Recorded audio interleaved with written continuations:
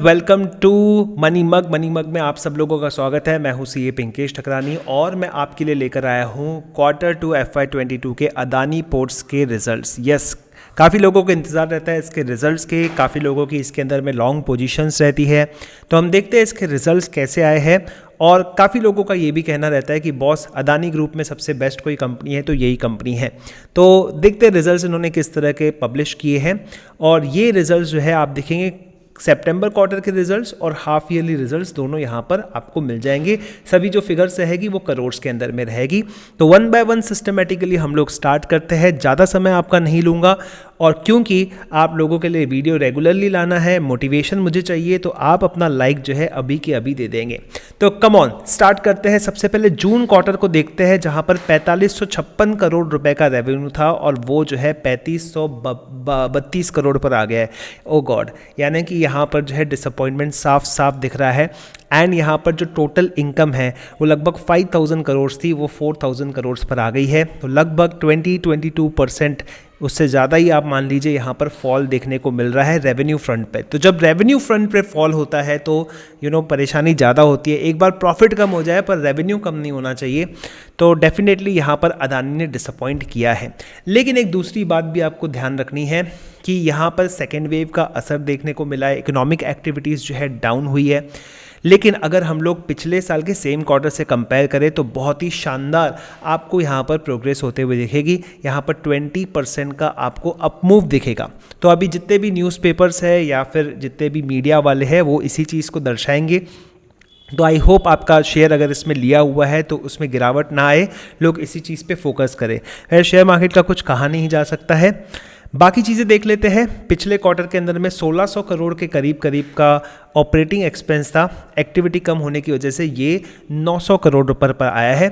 एक इंटरेस्टिंग बात यह है कि जितना रेवेन्यू फॉल हुआ है उससे ज़्यादा एक्सपेंसेस फॉल हुआ है। तो that's a positive thing.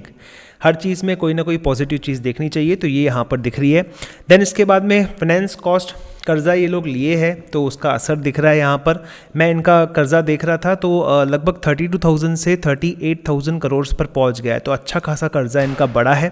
Figures confirm नहीं है, ऐसे मेरे दिमाग में है इसीलिए मैं बता रहा हूँ। तो यहाँ पर लगभग 100 करोड़ रुपए का खर्चा यहाँ पर बड़ा है, राइट। देन उसके बाद में आप देखेंगे कंपेयर करेंगे अगर इसको हम लोग जो लास्ट ईयर के सेम क्वार्टर से, तो यस वहाँ पर तो बहुत ज़्यादा यहाँ पर इंटरेस्ट का खर्चा यहाँ पर बड़ा है, ठीक है।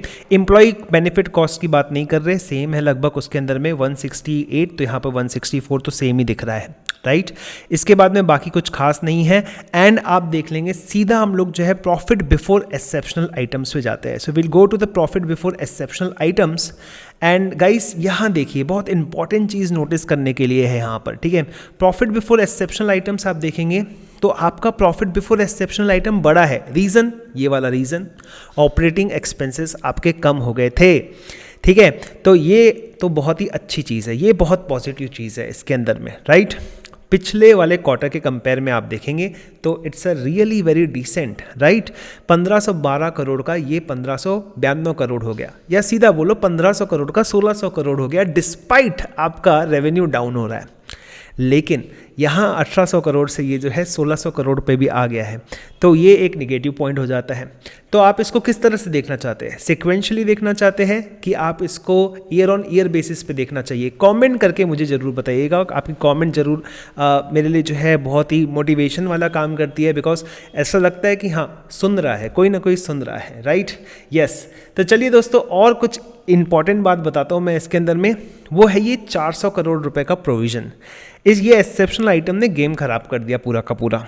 तो बेसिकली किसी रेगुलेटरी अथॉरिटी की वजह से इनको ये पर्टिकुलर चीज़ यहाँ पर लॉस में दिखानी पड़ी है। इसके लिए उन्होंने अपील फाइल की है। तो उन्होंने कहा है कि उन्होंने अपील फाइल की है एंड यहाँ पर, लेकिन ये एक्सेप्शनल आइटम तो आ गया। अब इसकी आगे चल के वसूली होती है कि नहीं होती है वो तो देखने वाली बात रहेगी। लेकिन इसकी वजह से जो पिक्चर है ना वो ख़राब हो गई, प्रॉफिट वाली पिक्चर ख़राब हो गई। 1500 करोड़ का प्रॉफिट लगभग 1200 करोड़ पे आ गया और यहाँ तो भाई 1800 करोड़ की चीज़ 1200 करोड़ पर आ गई। तो ये प्रॉफिट का जो फॉल दिख रहा है ये बहुत ही सिग्निफिकेंट दिख रहा है अगर हम लोग क्वार्टर ऑन क्वार्टर बेसिस पे बात करते हैं तो, ठीक है। और अगर हम ईयर ऑन ईयर बेसिस पे बात करते हैं तो ये बड़ी परिस्थिति जो है ख़राब दिखती है। ईयर ऑन ईयर बेसिस पर तो 31% के करीब करीब का प्रॉफिट कम हो गया, और क्वार्टर ऑन क्वार्टर बेसिस पे बात करें तो 20% का प्रॉफिट कम हो गया। तो यस, इसको हम लोग डिसअपॉइंटिंग फिगर्स के रूप में ले सकते हैं, डिसअपॉइंटिंग कहा जाएगा इसको।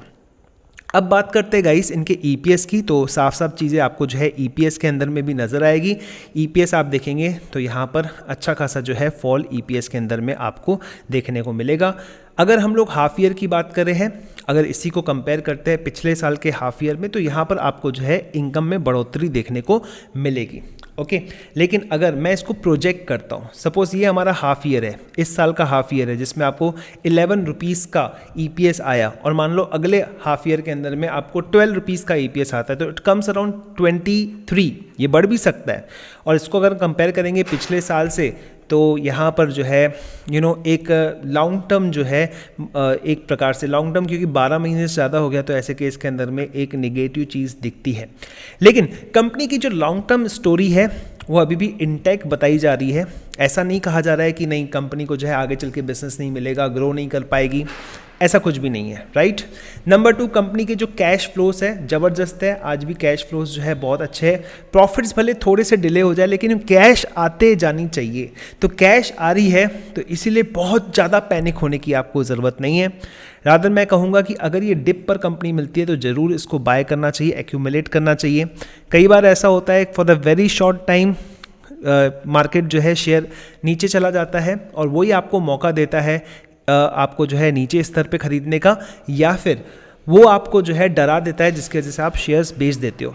तो अगर आपने लॉन्ग टर्म स्टोरी के हिसाब से शेयर के अंदर में निवेश किया होगा तो अभी भी मुझे वो स्टोरी इंटैक्ट लगती है। मेन रीज़न जो बताया जा रहा है वो बताया जा रहा है कि डिक्लाइन आया है कार्गो हैंडलिंग के अंदर में, तो कार्गो हैंडलिंग में जो डिक्लाइन आया उसका असर जो है रेवेन्यू फ्रंट पे पड़ा है। ओके, सो आई होप आपको ये वीडियो पसंद आया होगा। अगर ये वीडियो पसंद आया होगा तो प्लीज़ इसको लाइक करके अपने दोस्तों के साथ में शेयर कर दीजिएगा, और आपकी कमेंट्स में बताइए कि आपको किस तरह की और कंपनीज और वीडियोस पसंद है। मैं कोशिश करूँगा उस पर वीडियो ज़रूर लेकर आऊँ। तो अगले वीडियो में फिर मिलेंगे। Thank you so much.